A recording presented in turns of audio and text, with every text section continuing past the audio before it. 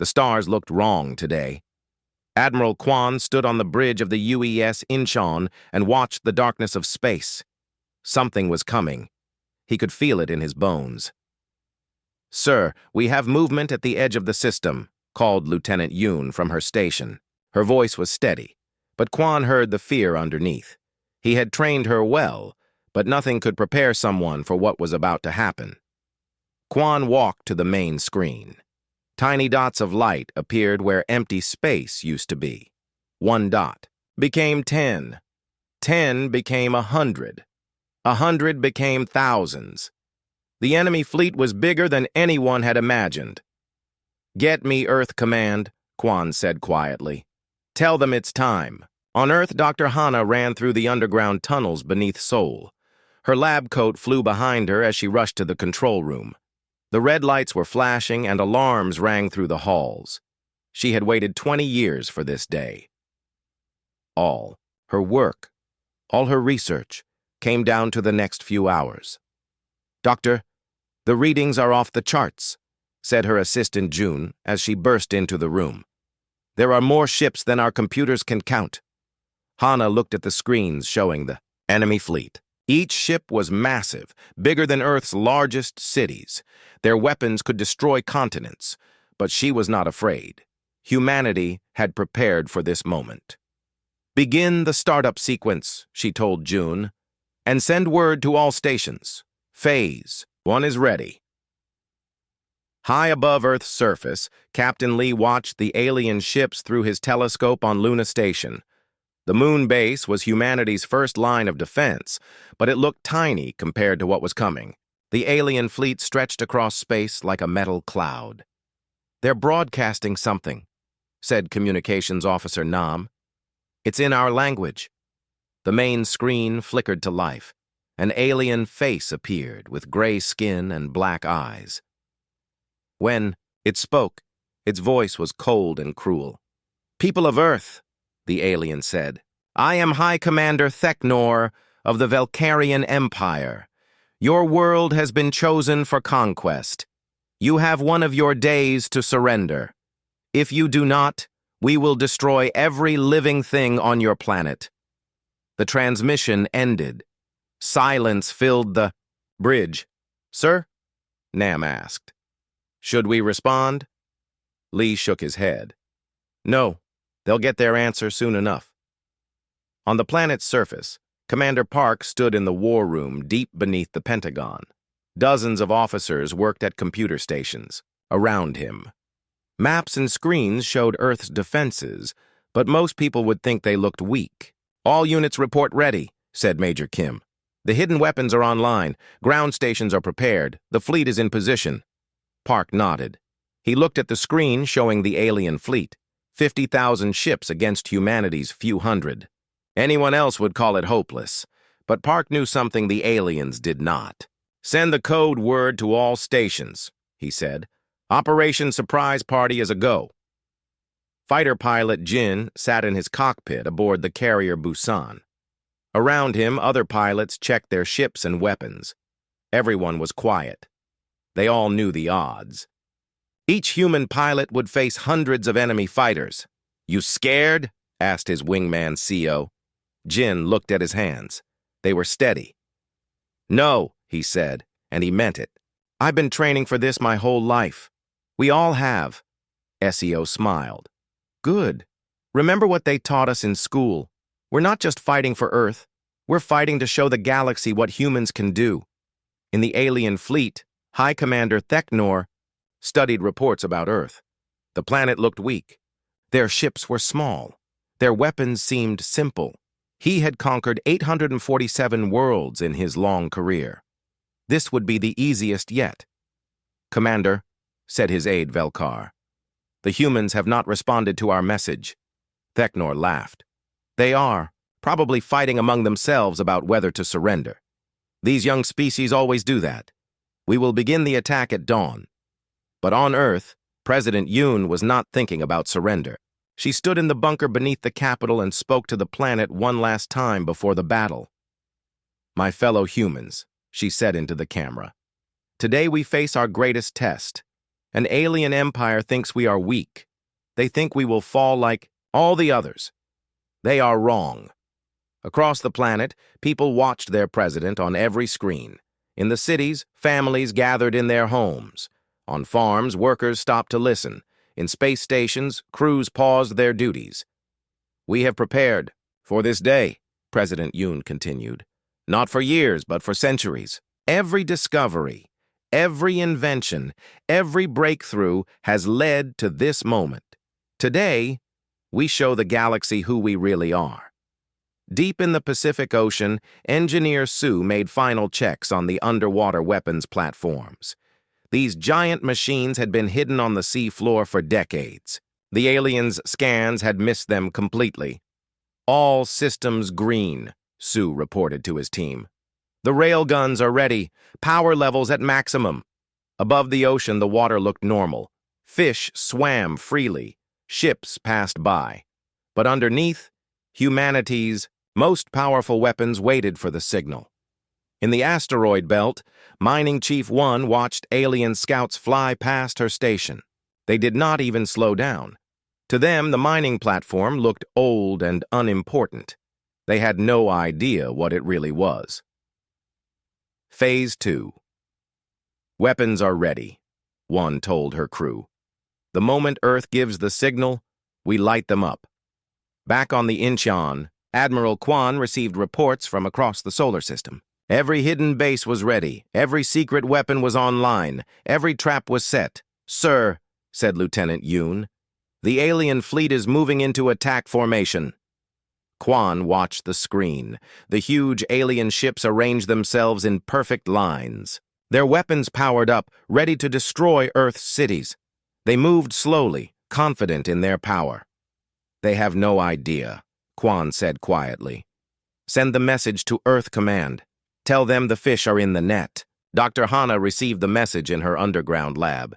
She looked at her team of scientists and engineers. These men and women had worked in secret for their entire careers. Today, their work would change the galaxy forever.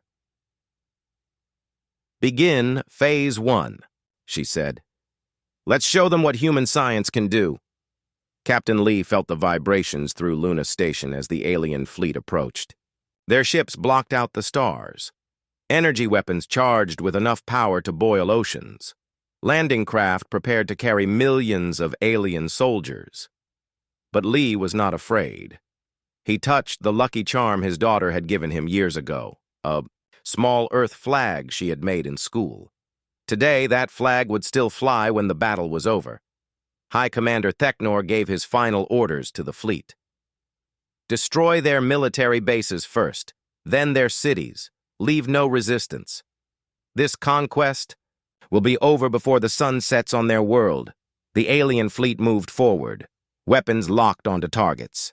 The invasion of Earth was about to begin.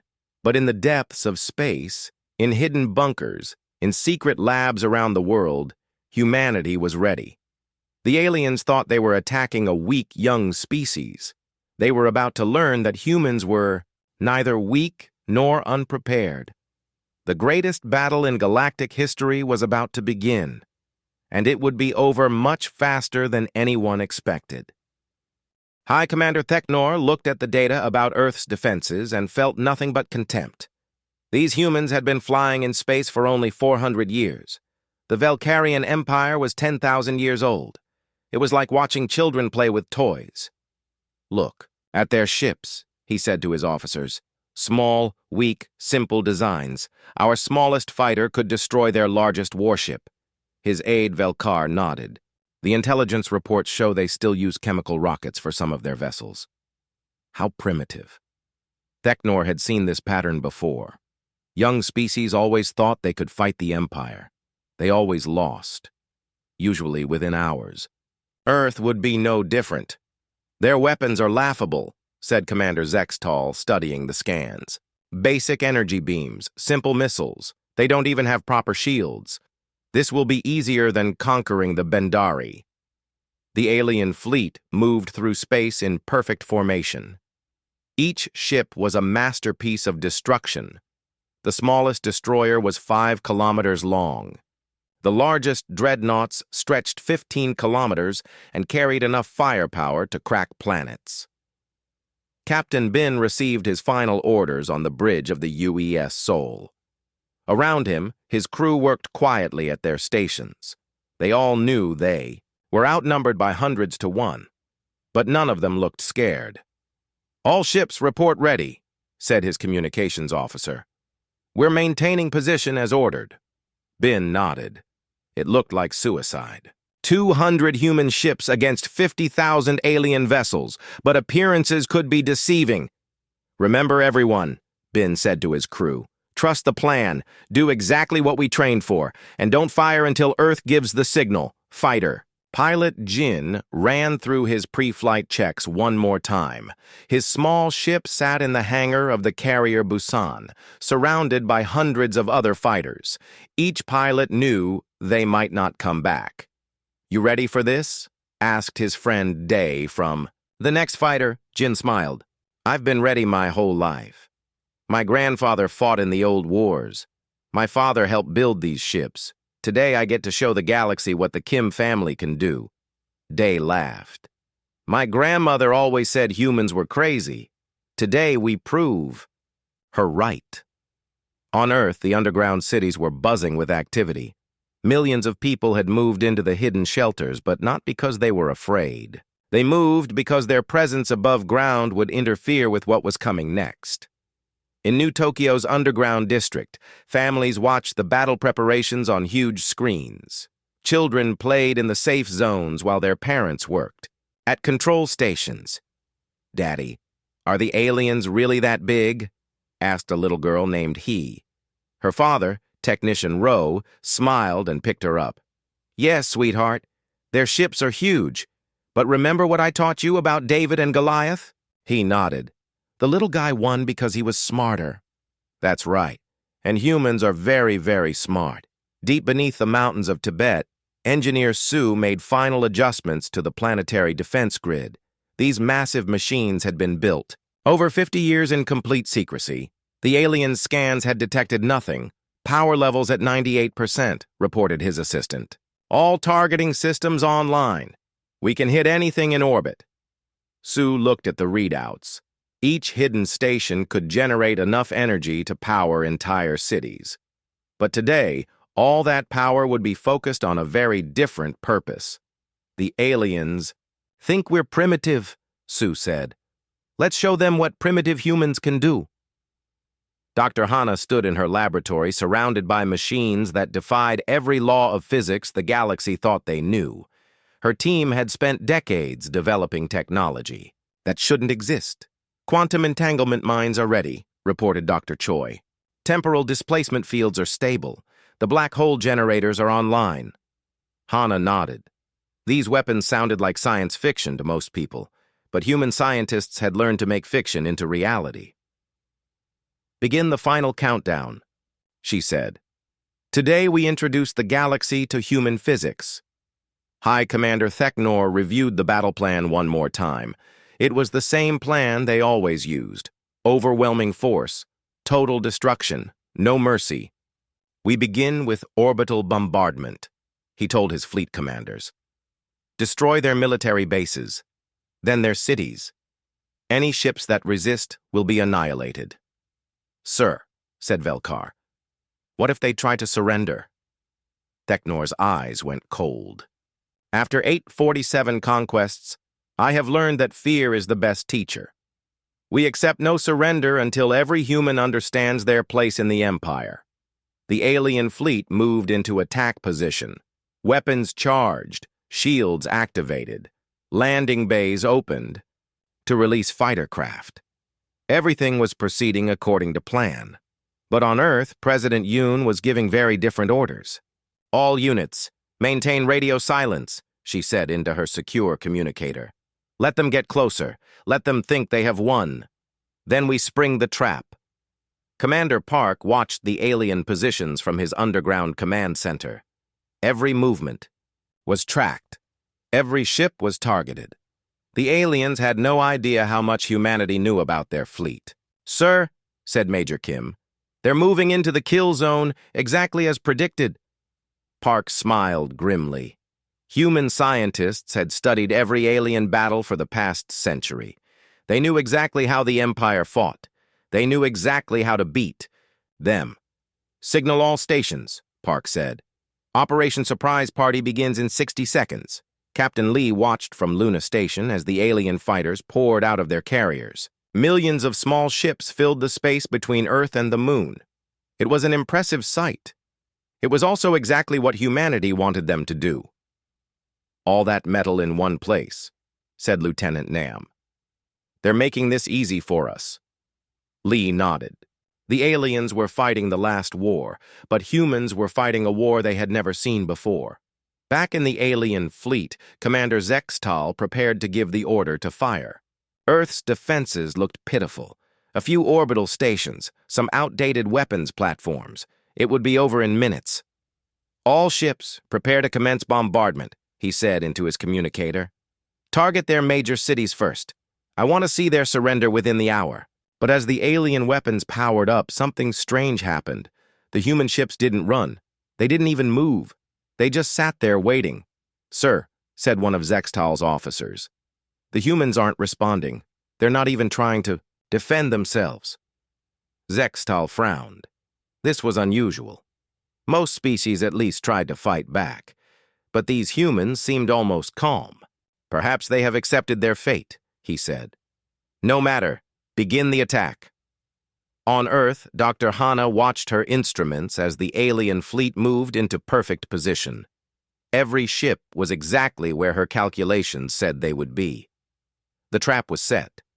"All teams report ready," said June. "We're go for Phase 1.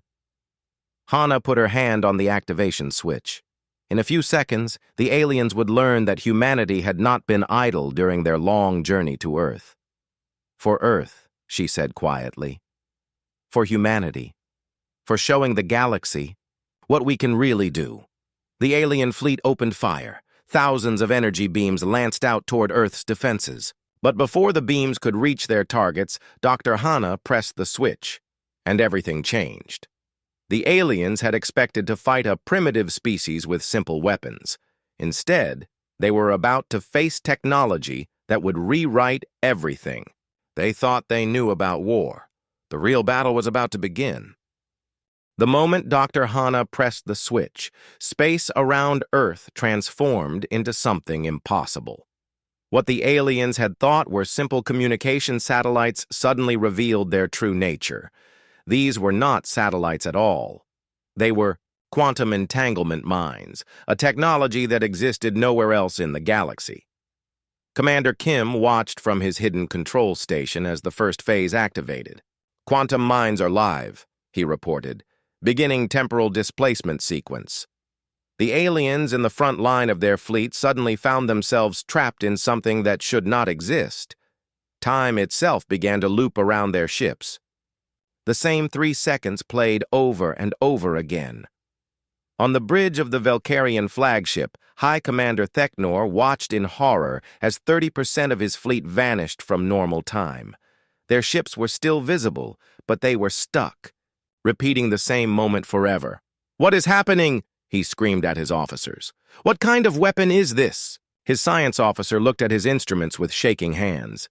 "Sir, the readings make no sense. They appear to have weaponized time itself."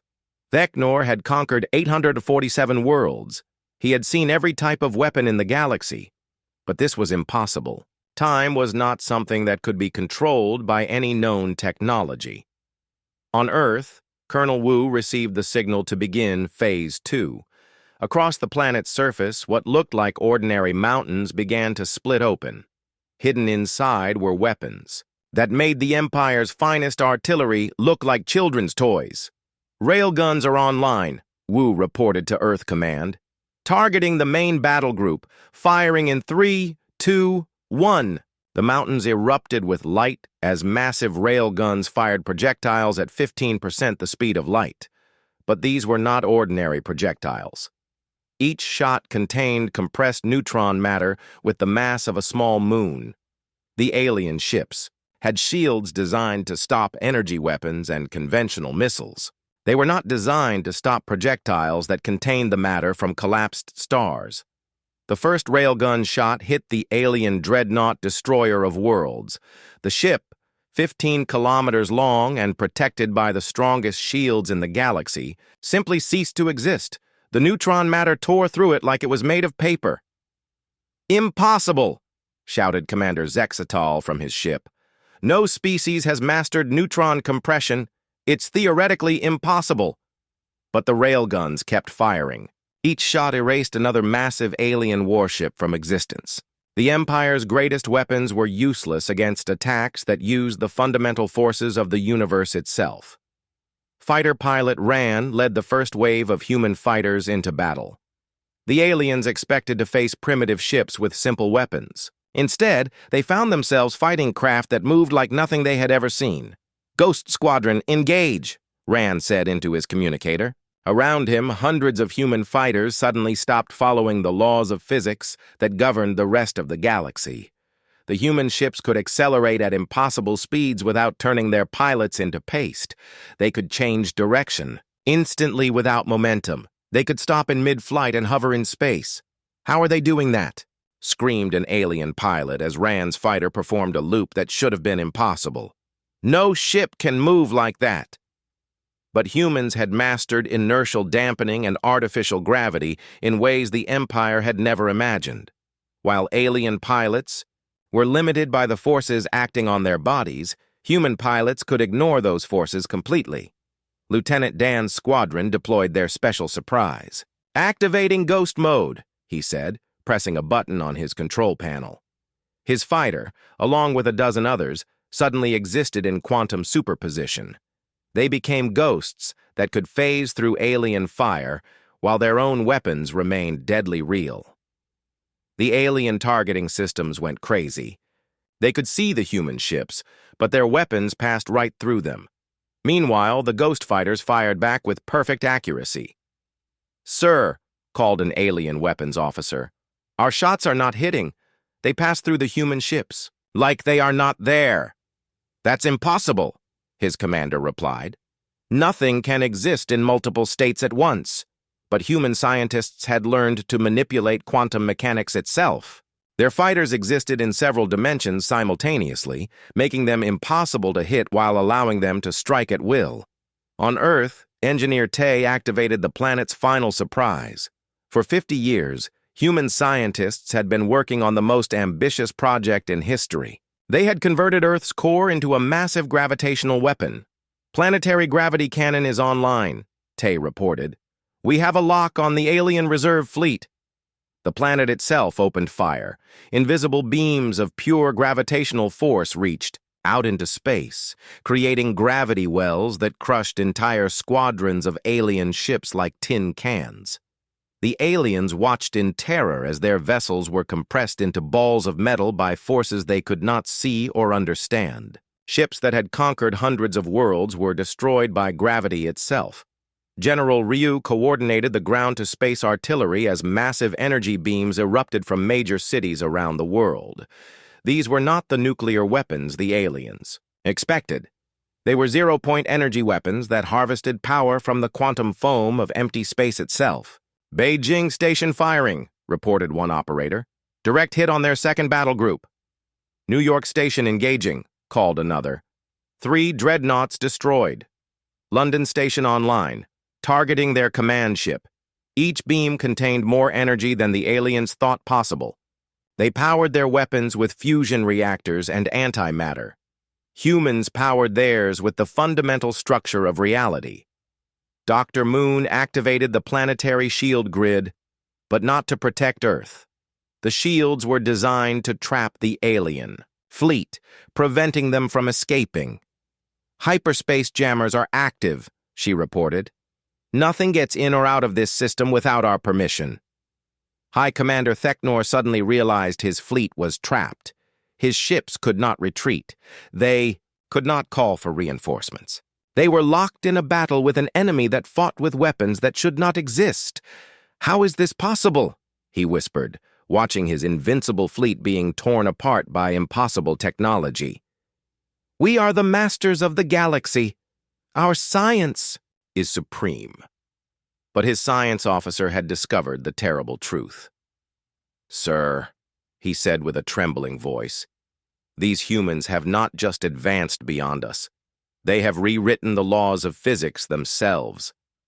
Captain June activated humanity's most terrifying weapon. Hidden in the asteroid belt were machines that created and controlled miniature black holes, not to destroy with explosions, but to delete entire sections of the alien fleet from existence. "Black hole generators online," June reported, targeting their heavy cruiser formation. Dozens of Valkyrian warships simply vanished as controlled singularities opened in space around them. They were not destroyed. They were erased from reality, along with all the space they occupied. The alien fleet, which had seemed invincible minutes before, was being torn apart by weapons they could not understand, fired by a species they had dismissed as primitive. Lieutenant Yu's squadron deployed the final phase of human technology.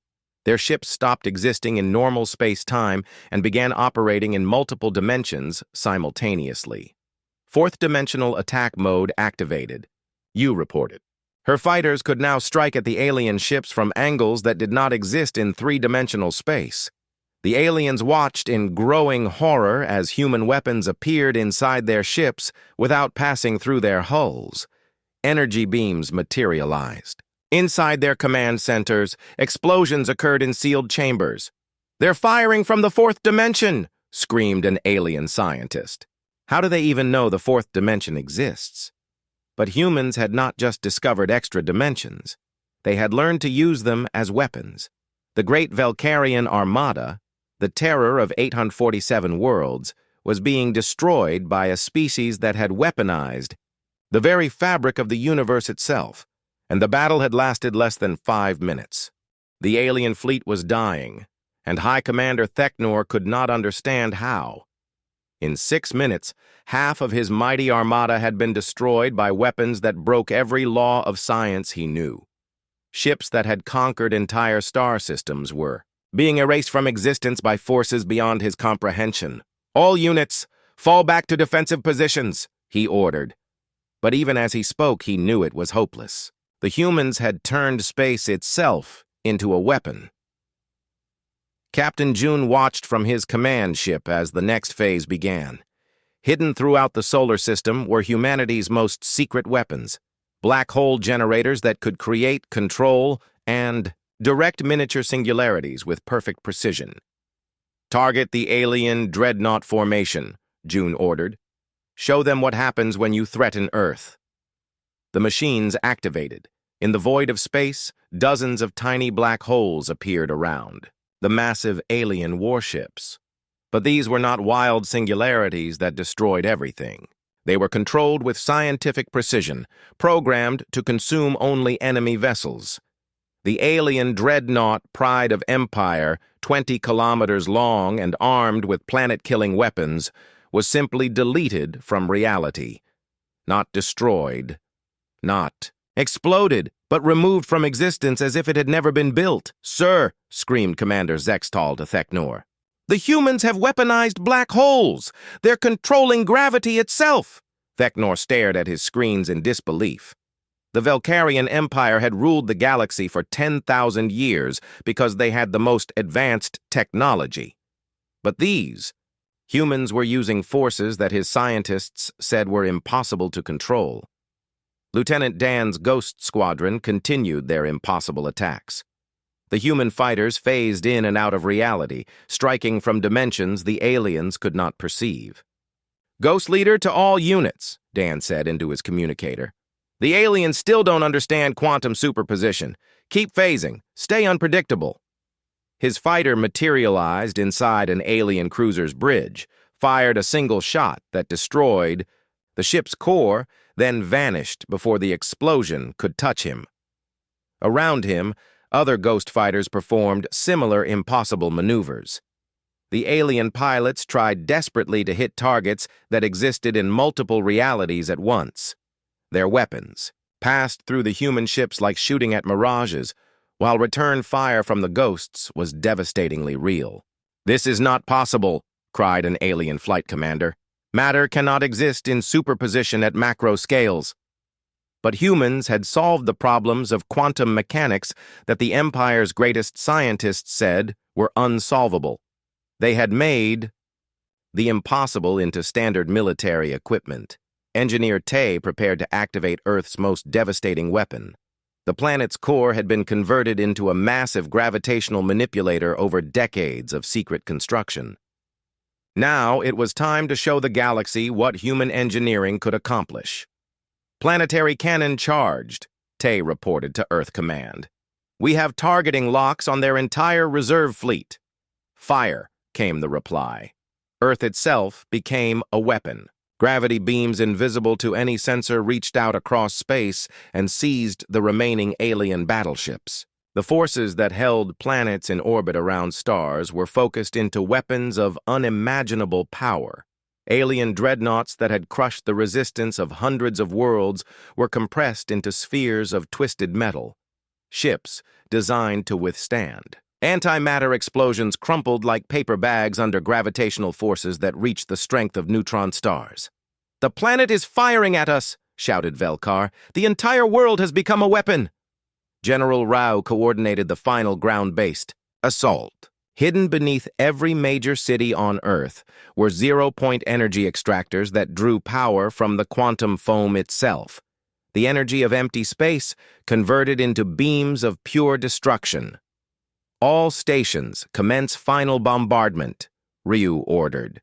From New York, London, Tokyo, Delhi, São Paulo, and dozens of other cities, beams of impossible energy lanced into space. Each beam contained more power than entire stars, drawn from the foundation of reality itself. The remaining alien ships found themselves caught in crossfire from weapons that should not exist. Energy extracted from nothingness tore through their hulls. Their shields, designed to stop conventional attacks, were useless against forces pulled from the quantum level of the universe. Dr. Sim activated the reality distortion fields. These weapons did not destroy ships. They changed the laws of physics in small areas of space, making it impossible for alien technology to function. "Distortion fields active," she reported, altering fundamental constants in grid sections alpha through gamma. In the targeted areas, the speed of light changed. Electromagnetic forces shifted. The strong nuclear force fluctuated. Alien ships found themselves in regions where their technology simply stopped working because the universe no longer operated according to familiar rules. "Sir," called an alien engineer, "our engines are not responding. The atomic binding energy has changed. Our ships are falling apart at the molecular level." But humans had learned to rewrite the fundamental constants of physics in localized areas. They could create zones where alien science became impossible, while human technology, designed for these conditions, continued to function perfectly. Commander Choi deployed the dimensional phase cannons. These weapons fired from parallel universes, striking targets from directions that did not exist in normal space. "Phase cannons online," Choi reported, firing from Universe B through dimensional rifts. Energy beams appeared inside alien ships without passing through their hulls. The attacks came from parallel realities where the ship's armor did not exist. There was no defense against weapons that fired from other dimensions. The aliens watched, in growing terror as their vessels were destroyed by forces that attacked from universes they could not reach. Their weapons could not return fire against enemies that existed in different realities. Captain Yu activated the time dilation weapons. These devices created fields where time moved at different speeds, allowing human weapons to fire thousands of shots in the time it took aliens to fire once. "Temporal acceleration fields active," Yu reported. "Human ships now operating at 1,000.1 time ratio." To the aliens, the human fighters seemed to suddenly move like streaks of light. They fired. So fast their weapons became continuous beams. They performed maneuvers at speeds that made them appear to teleport across space. The remaining alien pilots found themselves fighting enemies that operated faster than thought. Before they could target a human fighter, it had already fired a dozen shots and moved to a new position. "They're manipulating time itself," screamed an alien squadron leader.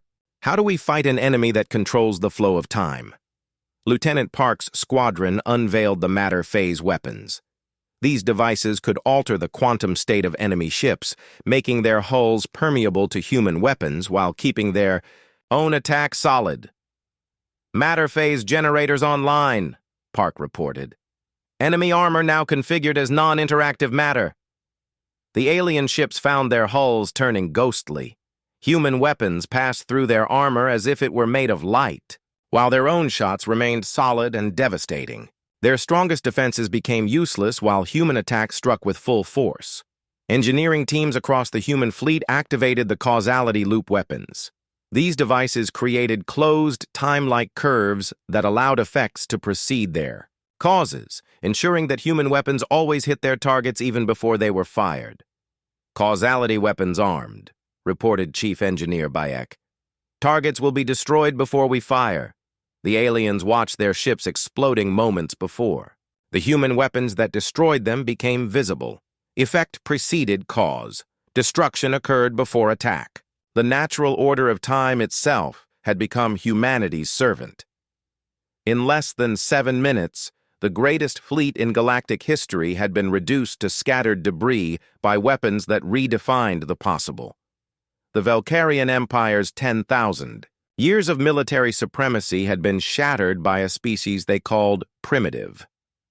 High Commander Theknor sat in his command chair, watching the impossible destruction of his invincible armada. Around him, his officers stared at instruments that showed readings they could not comprehend. "Sir," whispered Velkar, "what are your orders?" Theknor looked at the few dozen ships that remained from his 50,000-vessel fleet.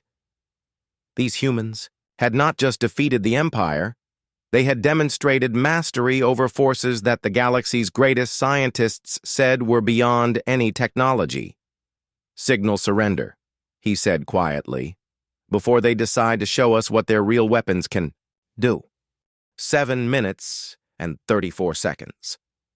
That was how long it took for humanity to destroy the greatest military force in galactic history.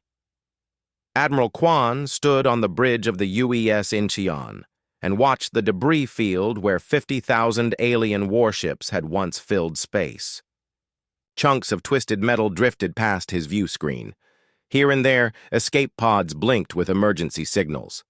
"Damage report," Kwan said to his officers. Lieutenant Yoon checked her instruments. "All human vessels report operational status. We have 3 fighters with minor hull damage from debris impacts. No casualties." Kwan nodded. 0 casualties against an armada that had conquered 847 worlds. He almost felt sorry for the aliens. Almost. "Begin rescue operations," he ordered. "Collect the survivors. They're going to have some very interesting stories to tell." Captain Yu's rescue ships moved through the debris field, gathering the few alien escape pods that remained. Inside each pod, Valkyrian warriors sat in stunned silence, staring at the humans who had just dismantled their entire concept of warfare. "Please don't hurt us," whispered Commander Zextal as Yu's crew brought him aboard the rescue ship. His once proud uniform was torn and dirty. His hands shook as he looked at the human soldiers. "We're not going to hurt you," said Captain Yu. Calmly.